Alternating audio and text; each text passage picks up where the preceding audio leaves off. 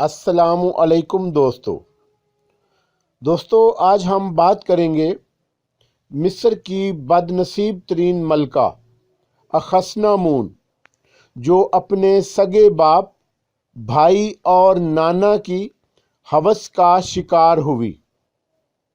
اس سے پہلے اگر آپ نے ہمارے چینل وائس کاشف کیٹو کو سبسکرائب نہیں کیا تو سبسکرائب کر لیں تاکہ آنے والی ویڈیو کا نوٹیفیکیشن آپ کو بر وقت مل سکے۔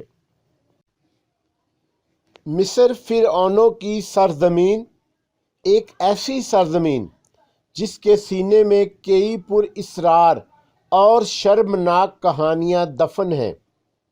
ہزاروں سال پرانی اس ترقی یافتہ قوم کے کارنامے جہاں آج تک موجودہ سائنس کے لیے ایک معمہ بنے ہوئے ہیں، وہیں جنسی تعلقات میں مصر کے حکمرانوں کی آزاد طبیعت اور بے راہ روی دور حاضر میں تصوراتی طور پر بھی نہایت بھیانک ہے۔ یوں تو مصر کے فرعونوں کے لیے اپنی بہنوں سے شادیاں رچانا اور اپنی بیٹیوں سے جنسی تعلقات قائم کر لینا کوئی بڑی اور خلاف معمول بات نہ تھی، لیکن آج ہم مصر کی ایک ایسی رانی کا احوال بیان کریں گے جسے مصر کی تاریخ میں ٹریجڈی کوئن یعنی غموں کی ماری ملکہ کا خطاب حاصل ہے، کیونکہ یہ ملکہ جسے تاریخ اخناتون کے نام سے یاد کرتی ہے، پہلے اپنے باپ کی ہوس کا نشانہ بنی، اس کے بعد اپنے بھائی اور پھر اس کے بعد اپنے نانا کی۔ ایسا واقعہ نہ تو پہلے کبھی تاریخ میں رونما ہوا تھا اور نہ ہی اس کے بعد کبھی کسی قوم میں ایسا ہوا۔ تو چلیے کچھ روشنی ڈالتے ہیں اس ملکہ کی زندگی پر۔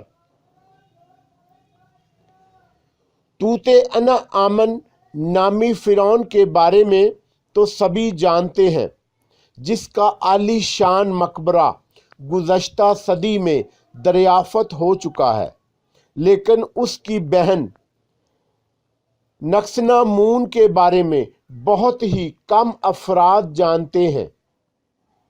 فرعونوں کے مقبروں میں بنی تصاویر اس کی زندگی کی کہانی بیان کرتی ہیں۔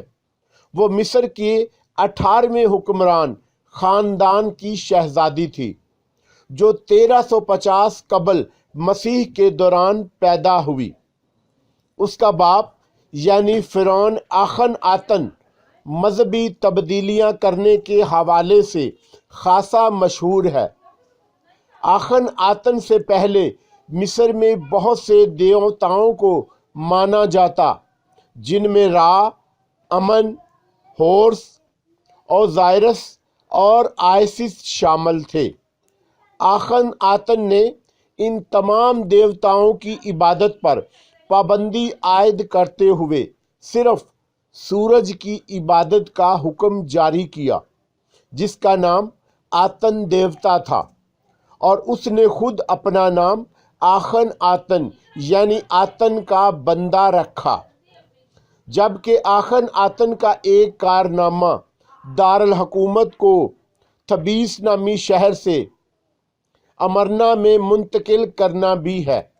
ان تمام تبدیلیوں کے سبب مصری عوام میں وہ خاصا غیر مقبول تھا، جبکہ اس کی غیر مقبولیت کی ایک بڑی وجہ اس کی آزادانہ جنسی سوچ اور تعلقات بھی تھے۔ اخناتون اسی فرعون یعنی اخناتون اور ملکہ نفریتی کی تیسری نمبر کی بیٹی تھی۔ اس کی دو بڑی بہنوں کے نام میریتین اور میکیتین تھے۔ اخناتون سمیت یہ تینوں شہزادیاں اپنے باپ کی جنسی ہوس کا نشانہ بنی۔ ان تینوں میں ایک بہن یعنی میکیتین اپنے ہی باپ یعنی اخناتون کے بچے کی پیدائش کے دوران جاں بحق ہوئی۔ فرعون آخن آتن کی موت کے کچھ عرصے بعد جب توت انا آمن نیا فرعون بنا تو شہزادی نکسنامون کی شادی اس سے کر دی گئی۔ اس شادی کے وقت توت انا آمن کی عمر 9 سال تھی، جبکہ اخسنامون عمر میں اس سے کچھ بڑی تھی۔ یاد رہے کہ توت انا آمن بھی آخن آتن کا بیٹا یعنی اخسنامون کا بھائی ہی تھا۔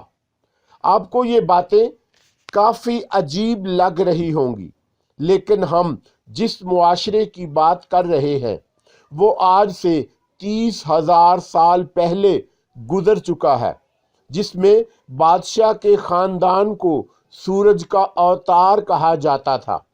بادشاہی خون کو خالص رکھنے کی خاطر شہزادوں اور شہزادیوں کی شادیاں آپس ہی میں طے کی جاتی تھیں۔ بعض ازاں یہ شادیاں فرعونوں کی ہونے والی اولادوں میں ذہنی اور جسمانی معذوری کا سبب بھی بنتیں۔ توت انا امن کے دریافت شدہ ممی اس بات کا واضح ثبوت ہے۔ توت انا آمن نامی فرعون، جس کی پیدائش بھی بہن اور بھائی کی شادی کے نتیجے میں ہوئی، پیدائشی طور پر نہایت کمزور اور زنانہ جسم کا مالک ہونے کے ساتھ ساتھ ایک ٹانگ سے معذور بھی تھا۔ اگلے 10 سالوں تک اس جوڑے یعنی توت انا آمن اور ملکہ نکسنامون نے نہایت کامیابی کے ساتھ حکومت کی۔ ان دونوں نے اپنے باپ کے وہ فیصلے جو عوام میں غم و غصے کا سبب بنے تھے سب کے سب واپس لے لیے۔ شاہی مذہب تبدیل کر کے پرانے دیوتاؤں کی عبادت کو بحال کر دیا گیا۔ توت انا آمن اور نکسنامون کی اس شادی کے نتیجے میں 2 بیٹیاں پیدا ہوئیں، لیکن یہ دونوں بھی جسمانی کمزوری کے سبب زیادہ عرصے نہ جی سکیں۔ ان دونوں بیٹیوں کی ممیاں فرعون توت انا آمن کے مقبرے سے برآمد ہو چکی ہیں۔ نکسنامون اور توت انا آمن کے حالات زندگی معمول کے مطابق چل رہے تھے کہ اچانک 18 سال کی عمر میں توت انا آمن کی موت واقع ہو گئی۔ اب نکسنامون اکیلے ہی تخت کی وارث تھی، لیکن ملکہ نفریتی کا باپ اور نکسنامون کا نانا جس کا نام اییا تھا، توت انا آمن کے دور میں ایک قابل مشیر اور سلطنت کے سب سے بڑے وزیر کا عہدہ رکھتا تھا۔ اب اییا یعنی نکسنامون کے نانا نے اس پر دباؤ ڈالنا شروع کر دیا کہ وہ اییا سے شادی کر لے تاکہ اییا بغیر کسی مزاحمت کے نیا فرعون تسلیم کر لیا جائے۔ اس دور میں بھیجا گیا ایک خط ماہرین آثار قدیمہ کے ہاتھ لگا ہے، جو مصر کی ایک ملکہ نے ہتھیوں کے حکمران سپیلولیوما کو لکھا، جس میں درخواست کی گئی تھی کہ ہتھیوں کا حکمران اپنے ایک بیٹے کی شادی مصر کی ملکہ یعنی نکسنامون سے کر دے، جس کے سبب نکسنامون اییا کے ہاتھوں سے محفوظ ہو جاتی۔ ہتھیوں کی سلطنت اس دور کی طاقتور ترین سلطنت تھی۔ اس خط کے جواب میں ہتھیوں کے بادشاہ نے زنائزہ نامی اپنا ایک بیٹا نکسنامون سے شادی کے لیے روانہ کیا، جو دوران سفر ہی مارا گیا۔ ممکن ہے اس کی موت میں اییا کا ہاتھ ہو۔ بہرحال اییا نے زبردستی نکسنامون یعنی اپنی نواسی سے شادی کر لی اور خود مصر کا حاکم بن گیا۔ مصر کے تاریخی کتبوں پر ملنے والی تحریروں کے ساتھ ساتھ ایک انگوٹھی پر اییا اور نکسنامون کا نام بے حیثیت شوہر اور بیوی تو ملتا ہے، لیکن اس شادی کے بعد नक्शनामून का क्या बना, उसकी मौत कैसे वाक़या हुई, तारीख इस बारे में मुकम्मल खामोश है।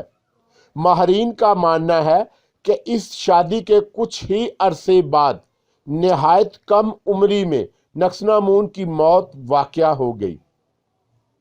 नक्शनामून का मकबरा अभी तक माहरीन आसारे कदीमा दरियाफ्त नहीं कर पाए, लेकिन उन कदीम मकबरों में से एक है जिनकी तलाश साइंसदानों को एक मुद्दत से है। मिस्र में वैली ऑफ किंग नामी ज़मीन है। कुछ ऐसी नामालूम ममीज़ दरियाफ्त हुई है जिनके बारे में ख्याल किया जाता है कि ये नक्शनामून की ममीज़ हो सकती है, लेकिन हतमी तौर पर अभी तक कुछ नहीं कहा जा सकता। नक्शनामून की मम्मी की दरियाफ्त जहां इस दौर की मिस्री तहजीब के बहुत से राज फाश कर देगी, वहीं उसकी मौत की वजह भी उसकी मम्मी के मिलने के बाद ही मालूम हो सकेगी कि वो तभी मौत मरी थी या फिर तख्तो ताज के बेरहम खेल का निशाना बनी।